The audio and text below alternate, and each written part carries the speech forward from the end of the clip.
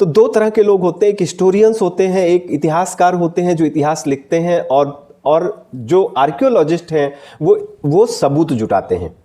ठीक, तो बहुत सारी जो साइट्स होती हैं, बहुत सारे जगह होते हैं, उन साइट्स को या उन जगहों को हम आर्कियोलॉजिकल साइट के नाम से जानते हैं, यानी पुरातत्व स्थल के नाम से जानते हैं। वहाँ पर हमारे आर्कियोलॉजिस्ट जाते हैं, अगर जरूरत पड़ती है तो खुदाई करते हैं, एक्सपर्ट लोग होते हैं, और वहाँ से छोटी छोटी चीज़ों को जैसे सीआईडी वाले नहीं आके घर में एक एक बाल उठाते हैं कि हो सकता है यही जो किलर का बाल हो, इसका डीएनए टेस्ट कराया जाएगा। ऐसे बड़ी सावधानी से आर्कियोलॉजिस्ट भी इंस्पेक्शन करता है उस साइट का, और छोटी छोटी चीजें वहां से ढूंढ के लाता है और कंक्लूजन ड्रा करता है।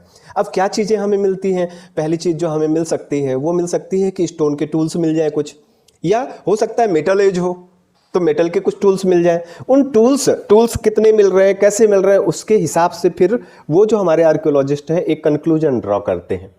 ठीक, फॉर एग्जाम्पल एक उदाहरण बताऊंगा मैं कि जैसे सपोज कर लीजिए किसी हिस्टोरियन को, किसी इतिहासकार को एक मिट्टी का एक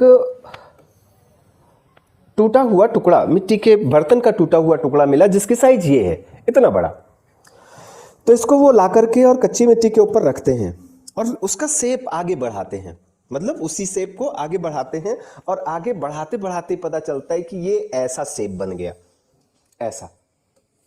अब मतलब घड़ा, मिट्टी का, पकी हुई मिट्टी का घड़ा बन गया।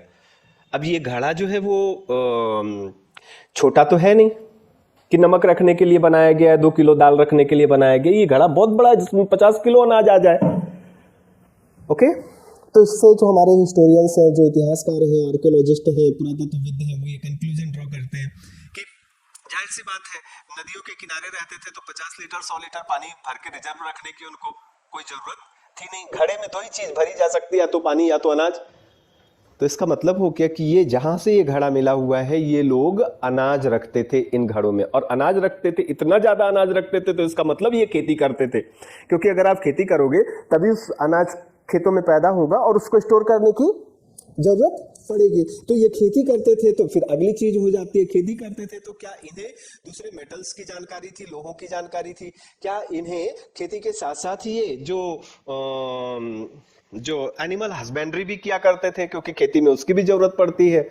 ओके, तो इस तरह से वो परत दर परत अपने अतीत का, जिसको उन्होंने देखा नहीं है, जो उनके लिए बिल्कुल अननोन है, वो परत दर परत पर्दा उठाते चले जाते हैं और लिखते चले जाते हैं। तो इस तरह से जो कुछ भी हमारे सामने आता है वो हमारा हिस्ट्री या हमारा इतिहास कहलाता है।